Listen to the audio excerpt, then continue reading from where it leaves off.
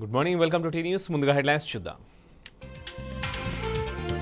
హామీలను నిలబెట్టుకోలేక కాంగ్రెస్ సర్కార్ కొత్త డ్రామాలు, అబద్ధాలు ఆడి ప్రజల నుంచి తప్పించుకోలేరన్న జగదీష్ రెడ్డి. ప్రజల పాలిట భస్మాసుర హస్తంగా కాంగ్రెస్ అభయహస్తం, ప్రజాపాలన దరఖాస్తుల కోసం తప్పని తిప్పలు. 6 గ్యారంటీలపై ప్రజల్లో అనుమానాలు, కాలయాపనకే దరఖాస్తులు స్వీకరిస్తున్నారన్న ఎమ్మెల్సీ కవిత. పడిపోయిన పత్తి రేట్లు, ఆందోళనలో అన్నదాత, నాణ్యత తేమ పేరుతో కోతలు పెడుతున్న సీసీఐ. న్యూ ఇయర్ వేడుకలపై పూర్తిస్థాయి నిఘా పెట్టాం, డ్రగ్స్ తీసుకుంటే కఠిన చర్యలుంటాయన్న హైదరాబాద్ సిపి. కొత్త సంవత్సరంలో పెరగనున్న కార్ల ధరలు, రేపటి నుంచి అమల్లోకి కొత్త రేట్లు.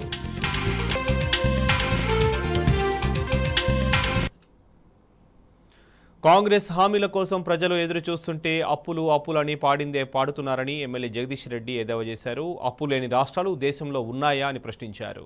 ఇంకెన్ని రోజులు కాంగ్రెస్ నేతలు అబద్ధాలతో బతుకు వెలదీస్తారని నిలదీశారు. కాంగ్రెస్ వచ్చింది, కరెంటు పోయిందని ప్రజలు మాట్లాడుకుంటున్నారని తేల్చెప్పారు. మేడిగడ్డలో మంత్రుల్లాగా కాదు, రౌడీల్లా మాట్లాడారని జగదీష్ రెడ్డి మండిపడ్డారు.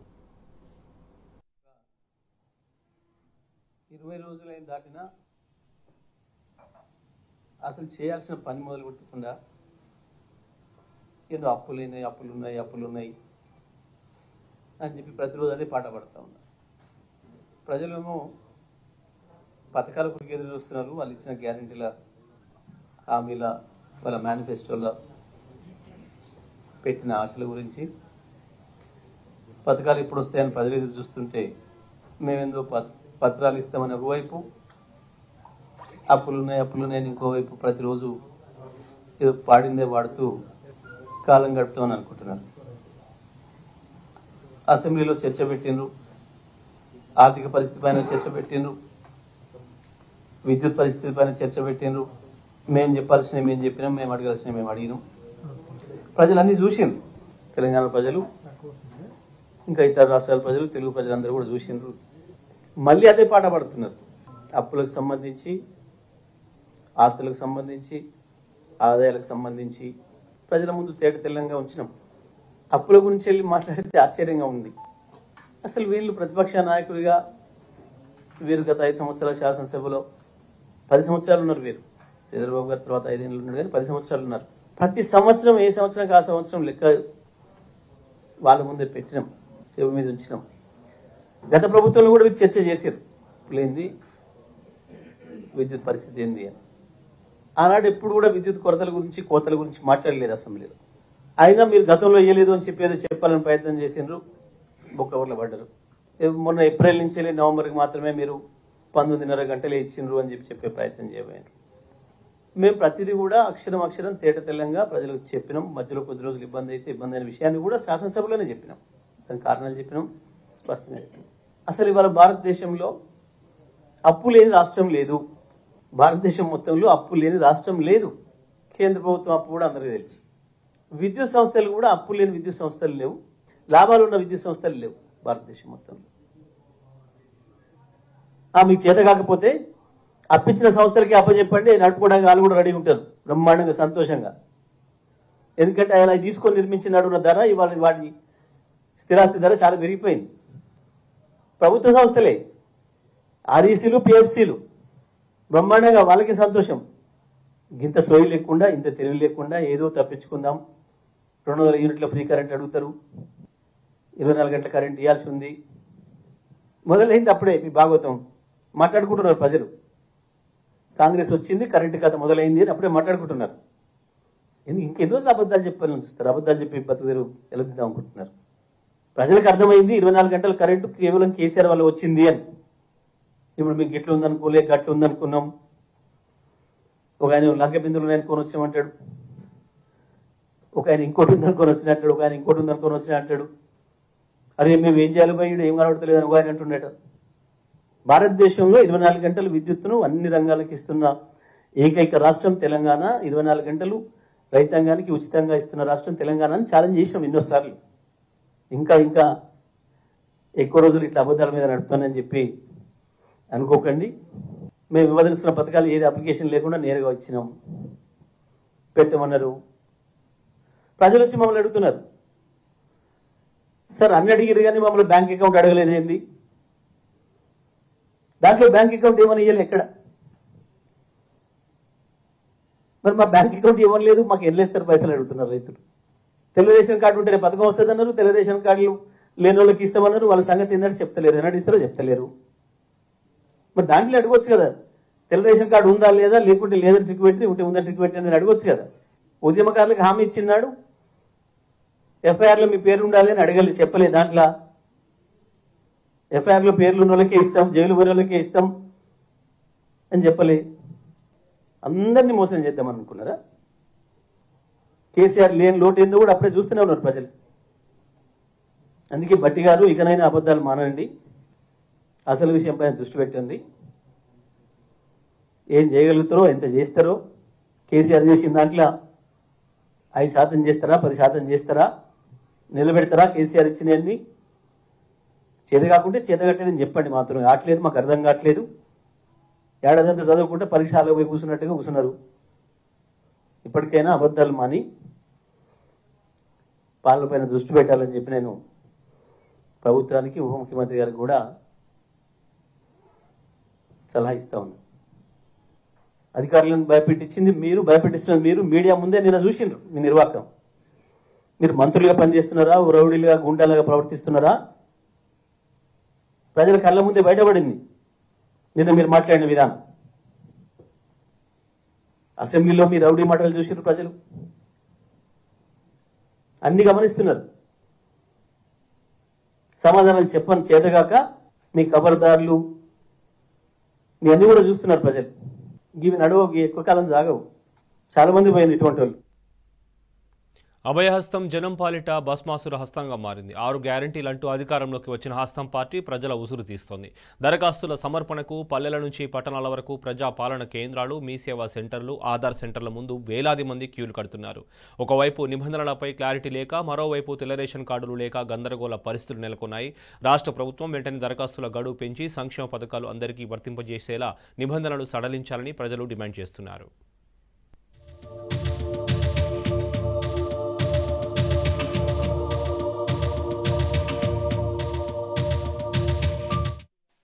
రాష్ట్రంలో ప్రజల పరిస్థితి కొండ నాలుకకు మందేస్తే ఉన్న నాలుక ఊడిపోయినట్టుగా మారింది. గత బీఆర్ఎస్ ప్రభుత్వ హయాంలో ఇంటి వద్దే సంక్షేమ పథకాలు అందుకున్న జనం కాంగ్రెస్ ప్రభుత్వ హయాంలో రోడ్డున పడ్డారు. 6 గ్యారంటీలు అంటూ అధికారంలోకి వచ్చిన హస్తం పార్టీ లక్షలాది మందిని నడి బజార్లో నిలబెడుతోంది. లబ్ధిదారుల ఎంపిక కోసం స్వీకరిస్తున్న అభయహస్తం దరఖాస్తుల సమర్పణ తీవ్ర గందరగోళానికి దారితీసింది. లబ్ధిదారుల ఎంపిక కోసం తెల్ల రేషన్ కార్డు ప్రామాణికం కాదంటూనే నిబంధనల్లో మాత్రం తెల్ల రేషన్ కార్డు వివరాలు అడగడంపై ప్రజలు తీవ్ర ఆగ్రహం వ్యక్తం చేస్తున్నారు. ఒకవేళ తెల్ల రేషన్ కార్డు లేకుంటే పథకాలు వర్తించవా అంటూ ప్రశ్నల వర్షం కురిపిస్తున్నారు. మరి ఉమ్మడి కుటుంబాల్లో ఉండే వాళ్ల పరిస్థితి ఏమిటని ప్రభుత్వాన్ని నిలదీస్తున్నారు. వెంటనే ప్రభుత్వం నిబంధనలపై క్లారిటీ ఇవ్వాలని ప్రజలు కోరుతున్నారు.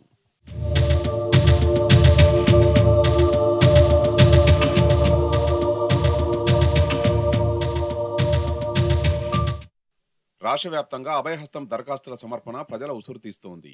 ఏ పథకం ఎవరికి వస్తుందో లేదో తెలియని గందరగోళ పరిస్థితులు నెలకొన్నాయి. 6 గ్యారంటీల కోసం లబ్ధిదారులు ఆఫ్లైన్లో మాత్రమే దరఖాస్తులు సమర్పించాలన్న ప్రభుత్వ ఆదేశాలతో జనం రోడ్డెక్కారు. పల్లెల నుంచి పట్టణాల వరకు ప్రజాపాలన కేంద్రాలు, మీ సేవ, ఈ సేవా సెంటర్ల వద్ద భారీ క్యూలు కనిపిస్తున్నాయి. మరోవైపు ఆధార్ అప్డేట్ సెంటర్లు, గ్యాస్ ఏజెన్సీల ముందు కూడా వేలాది మంది ప్రజలు క్యూ కడుతున్నారు. అభయహస్తం దరఖాస్తుల సమర్పణ కోసం నిబంధనలపై క్లారిటీ లేకపోవడం, తెల్ల రేషన్ కార్డు ఉంటేనే పథకాలు వర్తిస్తాయన్న వార్తలతో ప్రజల్లో తీవ్ర గందరగోళం నెలకొన్నది. 500 రూపాయలు సబ్సిడీది చేసుకోవాలి, 6వ తారీఖు లోపలనే చేసుకోవాలి అని చెప్పి ఎప్పుడైతే మనకి రేవంత్ రెడ్డి గారు చెప్పారో దానికోసం అని చెప్పి మేము వచ్చాము. అదే పని కోసం మేము పొద్దున్నే పనులన్నీ మానేసుకొని మేము వచ్చి 8 గంటల 9 గంటలకే మేము వచ్చి ఇక్కడ నిల్చుంటే చాలా పెద్ద లైన్ ఉంది. సో మేమంతా ఏమనుకున్నాం, అరే నిజంగా ఇస్తున్నారేమో అనుకొని మేము వచ్చి నిల్చొని ఉండేసరికి తర్వాత లోపలికి వెళ్ళిన తర్వాత ఎవరు పట్టించుకుంటారు. దాని దగ్గరికి వెళ్ళి మేము అడుగుతానేమో మీరు ఏజెన్సీకి వెళ్ళి మీరు స్లిప్ ఇవ్వాలి అని అంటారు. మేము ఇక్కడికి వచ్చి అడుగుతానేమో మీరు ప్రజా కేంద్రాలకు వెళ్ళి ఇవ్వాలి అని అంటారు. జనాల్ని ఇలా రౌండ్గా తిప్పే బదులు ఒకరు ఇన్ఛార్జ్ తీసుకొని పలానా చెప్తే మంచిగా ఉంటుంది కదండి. ఇప్పుడు డెడ్ లైన్ 6వ తారీఖు పెట్టారు. 6వ తారీఖు లోపల తెలంగాణలో 4.5 కోటి మంది ఉన్నారు. 4.5 కోటి మందిలో ఎంతమందికి కనెక్షన్స్ ఉంటే ఎంతమంది ఈ 6వ తారీఖు లోపల చేసుకుంటారు? మళ్ళీ శని ఆదివారాలు హాలిడే అని అంటున్నారు. అభయహస్తం దరఖాస్తుల కోసం ప్రజాపాలన కేంద్రాలు, ఆధార్ సెంటర్లు, మీ సేవా సెంటర్ల దగ్గర వేలాది మంది క్యూ కట్టగా, మరోవైపు గ్యాస్ ఏజెన్సీల ముందు అదే పరిస్థితి కనిపిస్తోంది. 500 రూపాయల గ్యాస్ రాయితీపై ఈకేవైసీ అవసరమన్న వార్తలతో ప్రజలు పెద్ద ఎత్తున ఏజెన్సీల ముందు క్యూ కట్టారు. అటు ఏజెన్సీ నిర్వాహకుల నుంచి సరైన సమాధానాలు రావడం లేదని, ప్రభుత్వం కూడా క్లారిటీ ఇవ్వడం లేదని ప్రజలు మండిపడుతున్నారు. దరఖాస్తుల సమర్పణ కోసం వచ్చే నెల 6వ తారీఖు వరకే డెడ్ లైన్ పెట్టడం సరికాదంటున్నారు. 3 రోజులు తిరుగుతున్నా తిప్పుడు ఒక్క పని కూడా సరిగ్గా చేసలేదు సార్. వాళ్ళు అసలు పోండి మేము తింటున్నాం కదా మాకు చెప్తారేంది, రేపు రండి ఎల్లుండి 6వ తారీఖు అయినాక అది బ్లాక్ లో కొనుక్కోండి అంటే ఏమన్నట్లా గెలిచి మాకు చెప్పుకొని మా చెప్పు. బస్సులలో కూడా ఖాళీ లేదు. శంషాబాద్ ఎక్కడ నేను ఎక్కడ పొద్దుగాల వచ్చి కూర్చున్న లైన్లో ఆడి ఉరికితే కింద పడ్డా తెలుసా. కింద అన్నం తినలే ఇంతవరకు పిల్లవాడు దింపేసిపోయాడు. మరి ఎంత మళ్ళీ ఏం చేస్తాం, మరి 6వ తారీఖు అయినా టైం పెట్టండి, మినిస్టర్ వచ్చి పెద్ద చేస్తాం మునగండి అని. అభయహస్తం దరఖాస్తుల సమర్పణలో నిబంధనలపై క్లారిటీ లేకున్నా ఎందుకైనా మంచిదన్న ఆలోచనతో ప్రజలు మాత్రం పెద్ద ఎత్తున దరఖాస్తులు సమర్పిస్తున్నారు. వచ్చే నెల 6వ తేదీ వరకే గడువు ఉండడంతో వేలాది మంది క్యూ లైన్లలో నిలబడి దరఖాస్తులు ఇస్తున్నారు. దీంతో ప్రతి సెంటర్ వద్ద గందరగోళ పరిస్థితులు నెలకొంటున్నాయి. కనీసం అప్లికేషన్ ఫారాలు కూడా ఇవ్వడం లేదన్న ఆరోపణలు వినిపిస్తున్నాయి. ప్రభుత్వం దరఖాస్తుల గడువును పెంచడంతో పాటు నిబంధనలపై క్లారిటీ ఇవ్వాలని ప్రజలు డిమాండ్ చేస్తున్నారు. తెల్ల రేషన్ కార్డును ప్రామాణికంగా తీసుకుంటే లక్షలాది మంది లబ్ధిదారులకు నష్టం వాటిల్లుతుందని వాపోతున్నారు. వెంటనే కొత్త వారికి తెల్ల రేషన్ కార్డులు జారీ చేయాలని కోరుతున్నారు.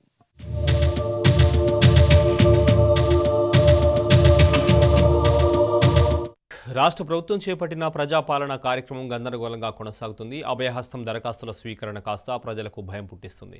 గ్రామాల్లో జనాలకు సరిపడా ఫారాలు, కౌంటర్లు లేక నానా తిప్పలు పడుతున్నారు. వరంగల్లో ఓ వృద్ధుడు యూరిన్ పైప్తో సెంటర్కు రావడం వైరల్గా మారింది. మరోవైపు 3 రోజుల్లో మొత్తం 40,50,000కు పైగా దరఖాస్తులు వచ్చాయని సీఎస్ తెలిపారు.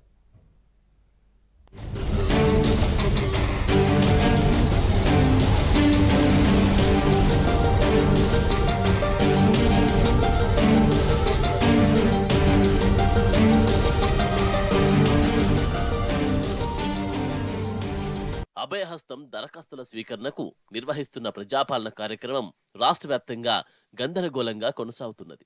శనివారం కూడా చాలా చోట్ల దరఖాస్తు ఫారాలు అందక జనం ఇబ్బందులు పడ్డారు. సరిపడా కౌంటర్లు పెట్టకపోవడంతో జనానికి తిప్పలు తప్పలేదు. వరంగల్లో ఓ వృద్ధుడు యూరిన్ పైపు దరఖాస్తు స్వీకరణ కేంద్రానికి రావడం సోషల్ మీడియాలో వైరల్ అయింది. మరోవైపు ప్రజాపాలన కార్యక్రమం 3వ రోజు విజయవంతంగా నిర్వహించినట్టు సీఎస్ శాంతికుమార్ తెలిపారు. 3 రోజుల్లో మొత్తం 40,57,592 దరఖాస్తులు అందాయని చెప్పారు. శనివారం 1,991 గ్రామాలు, 1,877 మున్సిపల్ వార్డుల్లో మొత్తం 18,29,107 దరఖాస్తులు స్వీకరించామని వివరించారు.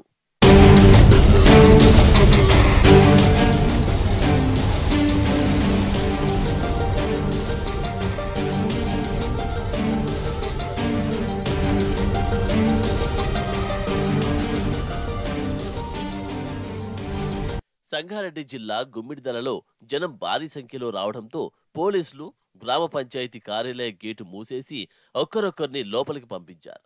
కొంతమందికి దరఖాస్తులు అందలేదు. మంగళవారం ఇస్తామని చెప్పడంతో ప్రజలు ఆగ్రహం వ్యక్తం చేశారు. రైతు బంధు ఇంతవరకు ఇవ్వలేదని, గ్యాస్ సబ్సిడీ మహిళలకు 2,500 ఇవ్వడానికి వారి వద్ద అకౌంట్ నెంబర్లు లేవా, అందరి ఆధార్, రేషన్ కార్డ్ నెంబర్లు ఉన్నాయి కదా అని రైతులు ప్రశ్నించారు. అటు సంగారెడ్డి జిల్లా మునిపల్లి మండలం కల్లపల్లి బేలూరు గ్రామ పంచాయతీ కార్యాలయానికి ప్రజలు శనివారం రాగా కార్యాలయానికి తాళం వేసి ఉండడంతో నిరాశతో వెనుతిరిగారు. మెదక్ జిల్లా నిజాంపేట మండలంలోని నార్లపూర్లో ప్రజాపాలన కార్యక్రమంలో జెడ్పీటీసీ పంజా విజయ్ కుమార్ పాల్గొని ప్రభుత్వ తీరును ఎండగట్టారు. మెదక్ జిల్లా రామాయంపేట మండలం దామర చెరువు, రాయలాపూర్, కాఠియాల, దంతెపల్లి గ్రామాల్లో అధికారులు సందేహాలను తీర్చకపోవడంతో ప్రజలు అధికారులపై ఆగ్రహం వ్యక్తం చేశారు. గ్రేటర్ వరంగల్ 39వ డివిజన్ అండర్ రైల్వే గేటు ప్రాంతంలోని జన్మభూమి జంక్షన్లో ఏర్పాటు చేసిన ఓ సెంటర్కు వృద్ధుడు యూరిన్ పైపుతో వచ్చిన ఫోటో శనివారం సోషల్ మీడియాలో వైరల్గా మారింది.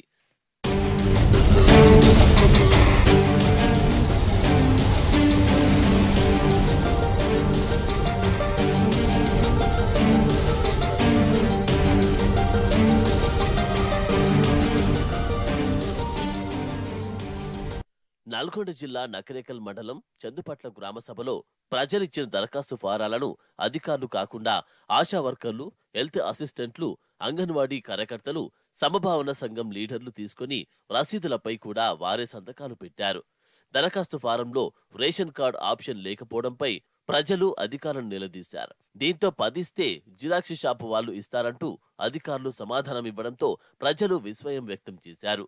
అదే జిల్లాలోని నిడమనూరులో దరఖాస్తు ఫారాలు సగం మందికి అందకపోవడంతో జిరాక్స్ షాపులు, ఇంటర్నెట్ సెంటర్లను ఆశ్రయించాల్సి వచ్చింది. రాజన్న సిరిసిల్ల జిల్లా ఎల్లారెడ్డిపేట మండలం సింగారంలో కాంగ్రెస్ నేతలు, బీఆర్ఎస్ మహిళా ఎంపీపీ పిల్లి రేణుక మాట్లాడుతుండగా అడ్డుకొని దుర్భాషలాడారు.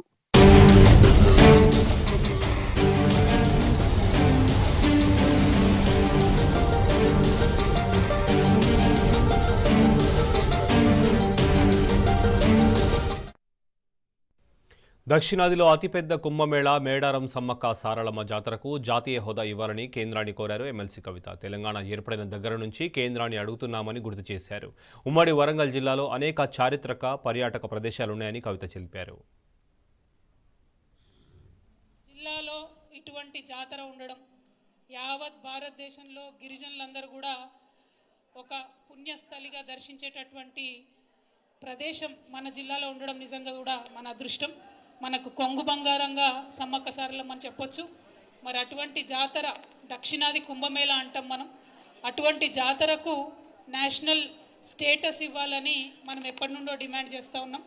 దాదాపుగా ఒక 10 సంవత్సరాల నుంచి తెలంగాణ ప్రత్యేక రాష్ట్రమైన తర్వాత అనేక సార్లు బీఆర్ఎస్ పార్టీ నుంచి ఎంపీలు కావచ్చు, గౌరవ ముఖ్యమంత్రి వర్యులు కావచ్చు, 50 మందిని కూడా అనేక మార్లు కేంద్ర ప్రభుత్వానికి గుర్తు చేయడం జరిగింది.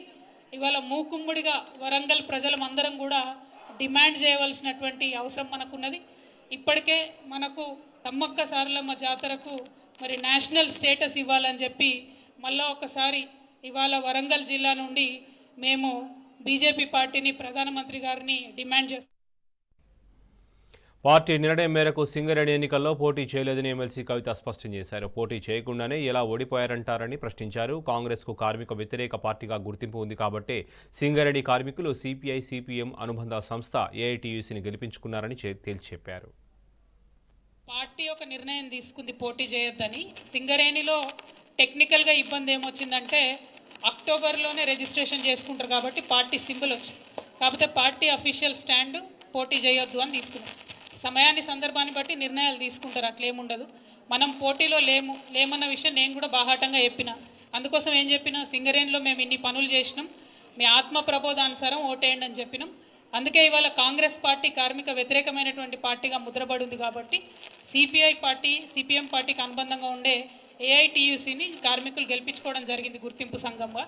సో టీబీజీకేఎస్ నాయకులు ఉన్నటువంటి వాళ్ళు కూడా అక్కడ లోకల్ పరిస్థితులను బట్టి వాళ్ళ యొక్క నిర్ణయం వాళ్ళు తీసుకోవడం జరిగింది. పార్టీ పోటీలో లేదు కాబట్టి అటువంటి రిజల్ట్ వచ్చింది తప్పితే పోటీలో ఉండేదో మేము ఓడిపోయినట్టు చాలా పత్రికలు రాసినాయి. అఫీషియల్గానే చెప్పినాం మేము పార్టీ పోటీ చేసేటటువంటి ఉద్దేశం లేదని. కాబట్టి పోటీలో లేనటువంటి వాళ్ళు ఎట్లా ఓడిపోతారు అన్నది కొద్దిగా మనం కూడా ఆలోచించుకుంటే బెటర్ అని. ఇక ఇవి bulletin updates. Keep watching tea news.